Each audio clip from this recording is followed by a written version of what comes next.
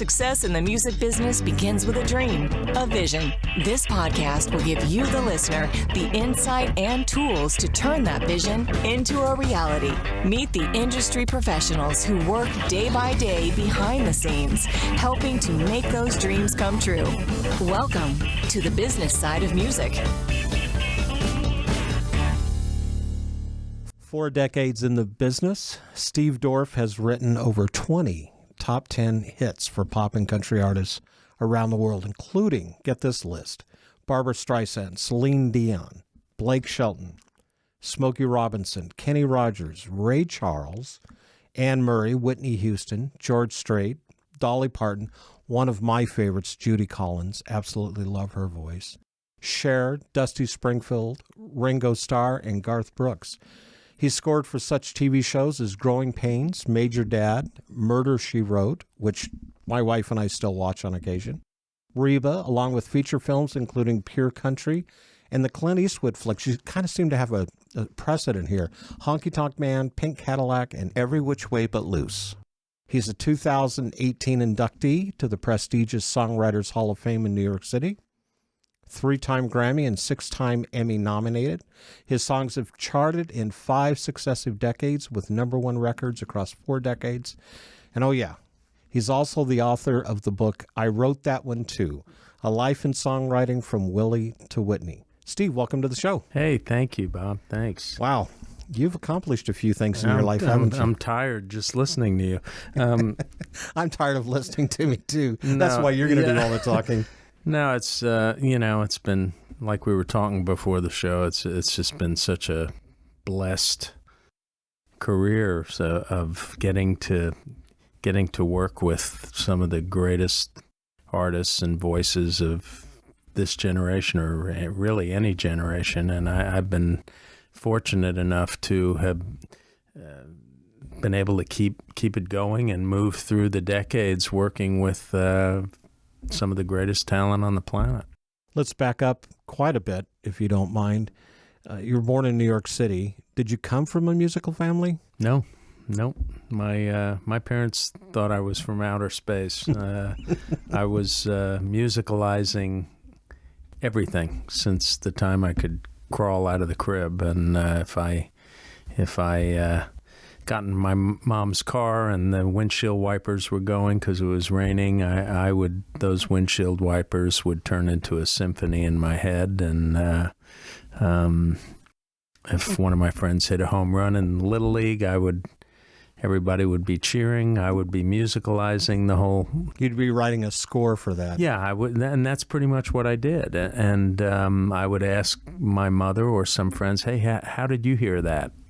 Because I just thought it was as natural as breathing, like any one of the other senses. For me, musicalizing everything I did or everything that was around me, that's what I did.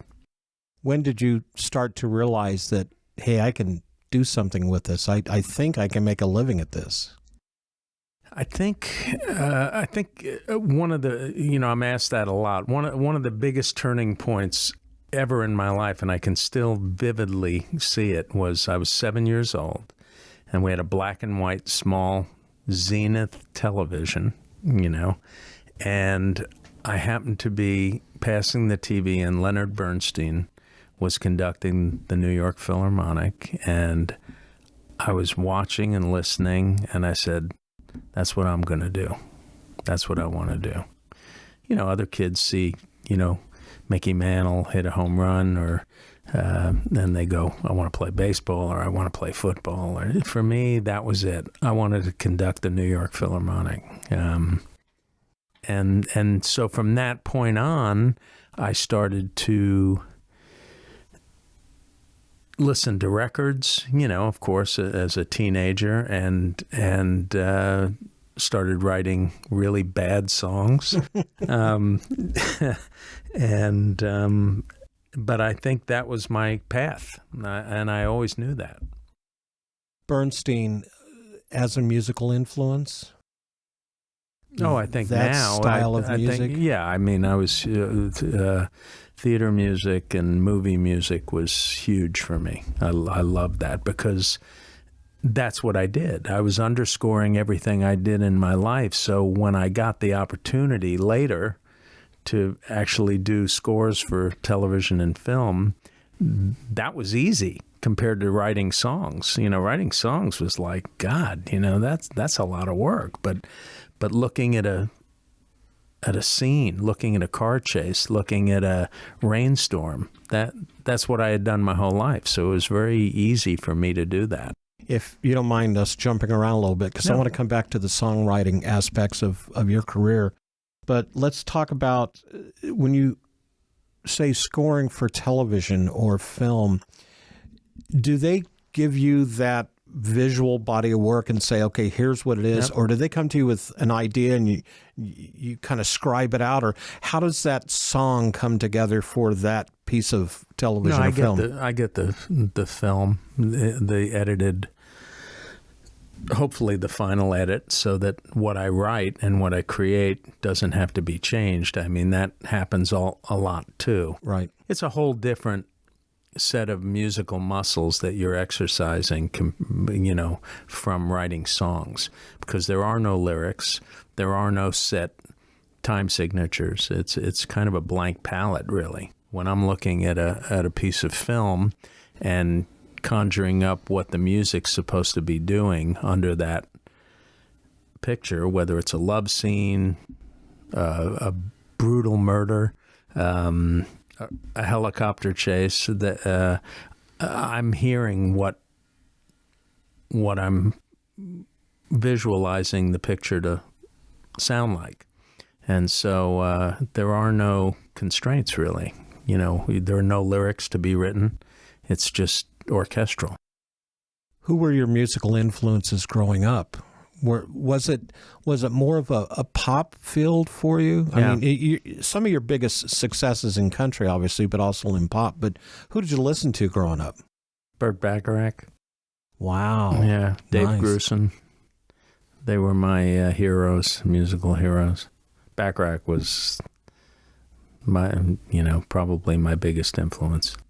Oh, the songs that he wrote were just amazing. Mm-hmm. But I loved a lot of theater, writers too. Julie Stein, Rodgers and Hart, Rodgers and Hammerstein. Yeah. I remember as a kid growing up, my dad really didn't understand me when I would listen to, say, Grand Funk Railroad or Jimi Hendrix. He always made sure that I also listened to Glenn Miller and Tommy Dorsey and Henry Mancini. There were many nights we went to bed listening to that music. And I look back now, and I think it shaped me musically to where it got me where I wound up being. Is there one in particular that you think really kind of just pointed you in that direction, or is it an amalgamation of all of them? Yeah, I think it's a combination of everything. There was a lot of theater music playing in my house, and so Broadway shows, and that's really what I listened to most of the time. And then, of course, when the Beatles hit and the British invasion, that totally set me on the path to writing pop songs, and determining that I want to make records. I want to make records that sound like that. One of the things you mentioned before we got on the show was that you set your sights, your goals of being able to write music and really represent yourself to other artists out there. That was your goal. That was your hope, was to be able to write music for them. But in order to get there, did you have an instrument that you learned how to play? I mean, did you take piano lessons or guitar lessons? Or? No, I'm self-taught, but keyboards, piano was my instrument. I started playing very young, 3 or 4. My sister was 9 years older than me, and she took lessons and would practice the same song over and over and over till everybody in my house wanted to hang themselves. And so I would crawl up on the piano bench and play it better than she could. That had to score points with your sister. Well, she tried to break my fingers. And, but no, I never took lessons. Again, I had this rare gift, or whatever you want to call it. I kind of heard, if I hear something, I can play it. So yeah, that was kind of my upbringing, was just listening to all a mix of classic, Sinatra, Dean Martin, Perry Como. That's who my mother loved, so I would hear those. I think all songs. of our mothers did. Yeah, and it was they were the pop stars of that era, and for me, I never aspired to be an artist or a singer. I knew that I didn't really feel confident about playing in front of people. Whenever relatives would say, "Hey, sit down and play something," I'd go, "Eh."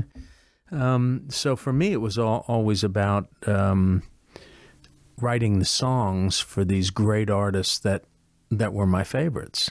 Back when Hullabaloo and Shindig and those shows started in the 60s, in the late 60s and 70s, Tom Jones and Engelbert Humperdinck and Petula Clark and the Righteous Brothers, I would say, yeah, I got to, Paul Revere and the Raiders, I got to write for all of them. So for me, it was like, holy, how did that happen? Because that's what I set out to do. In the studio, Steve Dorff. You're listening to the business side of music. Hi, everyone. I'm Larry Butler, and I want to send you a free digital copy of my new book, The Singer-Songwriter Rulebook, 101 Ways to Help You Improve Your Chances of Success. That's right. Everything you need to know to launch your career as a singer-songwriter, all based on my 40 years in the live performance arena, and believe me, I've seen it all. In my book, you'll find the 10 things you have to deal with before even thinking about becoming a singer-songwriter performer. You'll also learn about the 5 things every singer-songwriter can do this weekend to make their live show better. 5 things I can guarantee that you are not doing already. Plus, there's tips on songwriting and staging, photo and video shoots, publishing, merch, dozens of other topics. All written for people who don't particularly like to read. And again, it's free. Just go to the Business Side of Music website homepage and look for my book cover. Click on it, and a free digital copy of my book will be yours. I'm Larry Butler, and I approve of this message. Thanks. Back in the studio, Steve Dorff is sitting across the console from us here today. When right before we took the break, you talked about that you got this opportunity to start writing for these people. How did that first opportunity come about? Well, I didn't really get the opportunity. That was just my dream. Yeah. That was my my self-imposed destiny. I would listen to Petula Clark and I would listen to the Righteous Brothers, and I would listen to these voices, and so I'd start writing songs thinking, I'm going to write something for, I could never get my songs to these people. But I wrote them, and but somehow you did get them. It's I describe it as because I've had this conversation many times. A big part of my career and my success has been manifest destiny. I've willed things to happen, and it's not just something I do. I think anybody is capable of doing that. You have to. You have to make things happen. If you sit and wait for the phone to ring, it's never going to ring. I had this strange feeling that if I willed it enough, something, close to what I was hoping would happen. And I've just been lucky enough time and time again for that to happen. The first door that opened for you to get your foot into this business, do you remember what that was? Well, I was in high school, and going into Manhattan. I grew up in New York and Queens, and going in on to try to have my songs heard. And of course, I went to the Brill Building, and by the time I got to the Brill Building, there were only dentists in there. You know, all the music business had moved to the West Coast. But I happened to, I loved arrangers. I loved the instruments of the orchestra and the records. When I listened to a record, I wouldn't necessarily listen to the singer. I would listen to the production. And there was this guy, Herb Bernstein, who was one of the hot arrangers in New York. He did the Cowsills. He did Laura Nyro. He did the Tokens, the Four Seasons. And I found out where his office was. And I was 16 years old, and I knocked on his door, and he had an assistant there. Herb wasn't there. And I said, I'd love to play Mr. Bernstein a couple of my songs. And the guy said, play them for me. And I did. And he said, don't go anywhere. And he called Herb, and he said, you need to come in and listen to this kid. He's got a couple of songs. And that was I would say, my first break. I mean, he paid me $35 a week to write songs. I had to get my parents to sign the contract, the songwriting contract, and got my first couple of songs recorded by him that he produced, and that was the beginning. Wow. Yeah. And then you wound up on the West Coast. I did. Was that an easier time for you in the business, or? Yeah, that's where it all really blew up for me. I was a session player and an arranger for a well-known producer who had moved me to the West Coast to kind of do what Leon Russell had done for him for years, a guy named Snuff Garrett. Right. And he produced Sonny and Cher and Gary Lewis and the Playboys, Sinatra. I mean, he produced a lot of people, and he gave me the opportunity to arrange and play on those sessions where I started to meet other great players and other producers, and that kind of got me into that inner circle of where the records were being made, and eventually I would meet the artists, and by playing on some of their sessions, and always had a song in my back pocket if anybody needed one, and they did.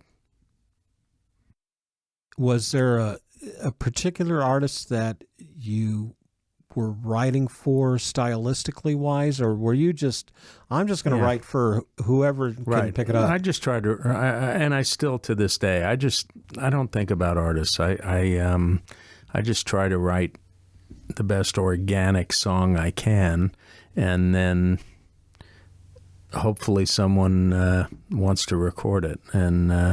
And sometimes the song gets recorded by the wrong artist. And in many cases in my career, it's taken years for a song, once it's been recorded by someone, for it to be a hit by someone else. And because I always say that the key to having a hit is that marriage between the right artist and the right song. Perfect example might be I Just Fall in Love Again. Yeah. That was actually done by Karen Carpenter first recorded it. They didn't put it out as a single. Right. Dusty Springfield heard it, called me, loved it, said, I'm going to record it. She recorded it, didn't put it out as a single. Anne Murray loved Dusty, heard her version, said, we're going to cut this song. And they did, and that was the hit. Yeah. By then you were beginning to wonder, or were you eternally optimistic? I knew it was a really good song, and those other versions were incredible. I mean, Karen's, all of them, Dusty. I mean, they were I worshiped Dusty Springfield as an artist, and later on got to work with her. Got to produce several things with Dusty, but. Yeah, for the song's got to be, another perfect example, especially for the country market, is Bette Midler recorded "I Crossed My Heart," and it was not a good version, And to her credit, I think she knew it, and they left it off the album. And I played that song for everyone I knew for the next 8 years. Wow! And everybody passed on it until Pure Country came along, and we got George Strait to do it, and he had one of the biggest records of his career. Pure Country. How did? Oh, well, let's back up even a little before that, because talking about your influences in the pop world and the Sonny and Chers and the Carpenters and Dusty Springfield, then all of a sudden you find yourself in the country music writing world. Well, I grew up a Jewish kid from Queens, New York. I didn't see a tree until I was 14, so I couldn't really spell country, and never listened to country music.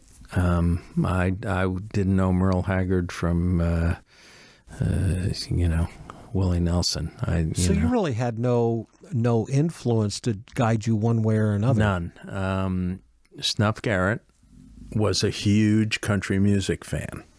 And even though he was making pure pop records, his dream was to start to work with country artists, because he grew up in Texas. That's all he knew. He loved Bob Wills and the Texas Playboys. He used to talk to me about that, and I didn't know what he was talking about.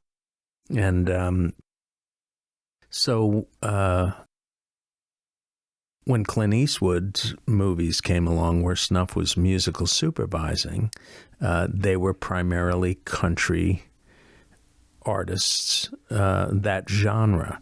And so he started asking me to write songs that, for those projects. And then the country artists like Eddie Rabbitt and Charlie Rich and Merle Haggard and Frizzell and West, who we had a lot of hits with, they became the major focus of Snuff's stable or genre, and I just listened to a few country records and said, oh, yeah, I can do that. You make it sound easy, was it? That transition? Yeah, because it was, for me, the writing of the songs was the same. It's just still telling a story. It's the same. It's the same process for me. Yeah, it's the same exact process for me. I think what makes something country or R&B or pop are the artists. They're the ones that really influence the arrangements and influence the production, influence the way the players play, the arrangements, which I said. The artists are a huge influence on that. And so obviously when if you have a great song, and Whitney Houston's doing it, or Merle Haggard's doing it, if a great song's a great song. In the studio with us today, Steve Dorff. Hi, this is Tom Sabella, the creator, founder, and co-producer of the Business Side of Music podcast. It's loyal listeners such as yourself that make our podcast successful. Take the time to sign up for our weekly newsletter. Not only does it contain information on upcoming podcast episodes, but also informative tidbits on the music industry and even bonus items that we give away. All you have to do is sign up at businesssideofmusic.com, and we will send you Larry Butler's new singer-songwriter rulebook. That's it. All you have to do is go to businesssideofmusic.com, sign up, and we will send you Larry Butler's new book. Thanks to all our loyal listeners. We love you. Back in the studio, sitting across the console, Steve Dorff is with us today, talking about great songs. We can't finish this conversation without at least discussing Through the Years, which was the #1 hit for Kenny Rogers. And you did a co-write on that with Marty Panzer. Mm-hmm. When you wrote that song, did you know it was going to be that big? No. I never, you never know, because some of the songs that I've had big hits with, I'm not particularly crazy about, yeah. And didn't think they would be anything. I kind of wrote them because I was asked to write them. And then there's songs like Through the Years or I Just Fall in Love Again or I Cross My Heart that I know are really kind of special. And then you just hope that the right artist records them. Through the Years, Kenny was the third artist to take a swing at that. Two other big artists passed on that. Glenn Campbell passed on it, and Barry Manilow passed on it. And do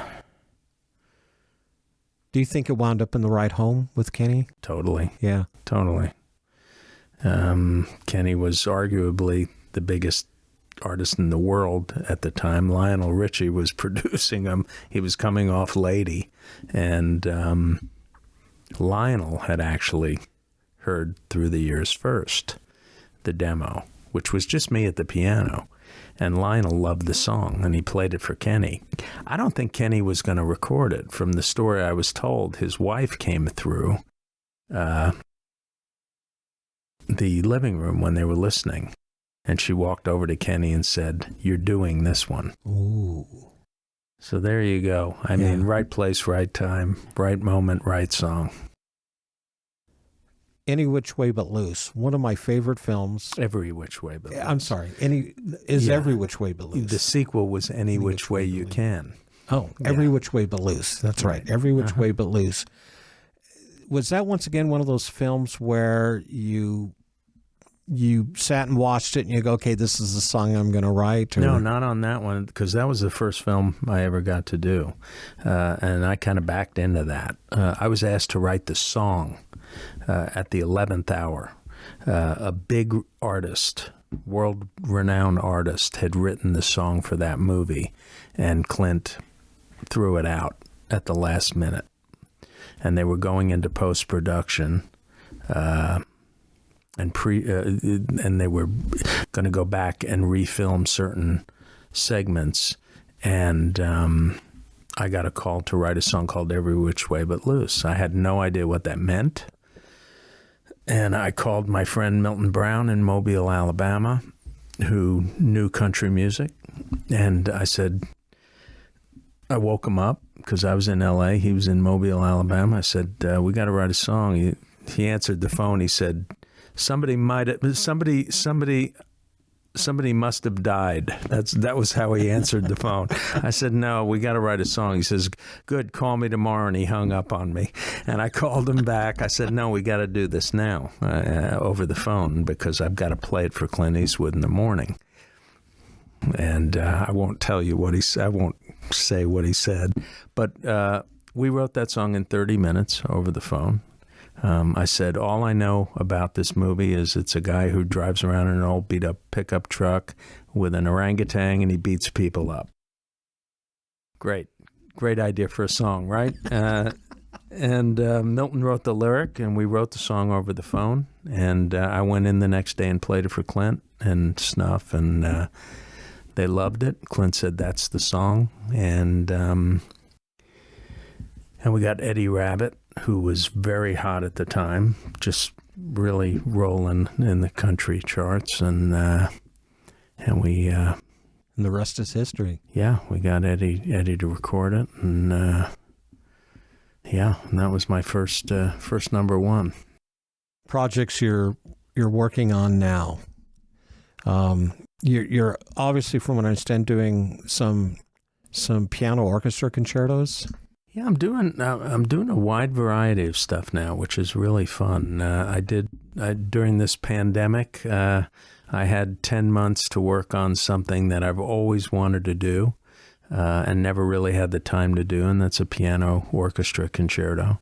And so I finished that, and hopefully when orchestras come back, maybe in the fall, we'll have a debut performance, with an orchestra somewhere here in the States, and I'm working with quite a few young artists, which is really fun. A band of three brothers named the Bass Brothers. They're known as Essex County. We're making some really cool records. I just finished producing another band called the Nashvillans, and on kind of an outlawish sounding record, working with several female artists, because that's primarily what I do. Is I've worked with just about every diva there is. So Liv Charette is one from Canada. Rachel Wammack here in Nashville. I did a track with her, and then I just finished a duet, very exciting project, a duet with Barbra Streisand and Willie Nelson. That will be out sometime. They tell me April. What was it like to work with those two? Well, I've been very blessed. This is my 5th song with Barbra Streisand, and what can I say? She's absolutely incredible. Greatest female artist of all time. I didn't personally get to work with Willie. He did his vocal in his studio in Texas, but it's quite a cool record. And Keb Mo? Yeah, I'm working with Keb, which I forgot. Keb Mo's incredible. We co-wrote 2 songs for his new project, and working on that. What's next for you? Still writing films? Got some film projects? I'm going to take a nap. No, still writing. Writing. I'm trying to write a song every month or so. I don't prescribe to the writing, 2 songs a day, and right. I've never been able to do that. I write when an idea hits me, or if there's a co-writer that I've wanted to work with, and we'll get together, and if something inspires us to come up with something. So. Is there an artist, a singer, an entertainer out there that you haven't written for or you haven't worked with yet that you'd like to? Yeah, there are a bunch, because every year the new great voices. I would love to have a chance to work with CeCe Winans. She's on my top of my wish list. Josh Groban came real close with a song with Josh that didn't happen, but I'd love to have one with him. Yeah, I was going to say CeCe's a local girl, so you should be able to. Well, artists have their own camps and their own. It's not easy. It's never easy. It never gets easier. And people can find your book that we talked about earlier. Where can they find that at? They can find it on my website, stevedorff.com, or they can find the audio version on Amazon. And that was, I'm very proud of that. Very good. Steve, thank you so much. Thank you. This was fun. The Business Side of Music is the creation of Tom Sabella and Tracy Snow and is produced by Bob Bender. The Business Side of Music is recorded at Music Dog Studios in Nashville, Tennessee. Production sound design by Keith Stark. Voiceover and promo by Lisa Busan.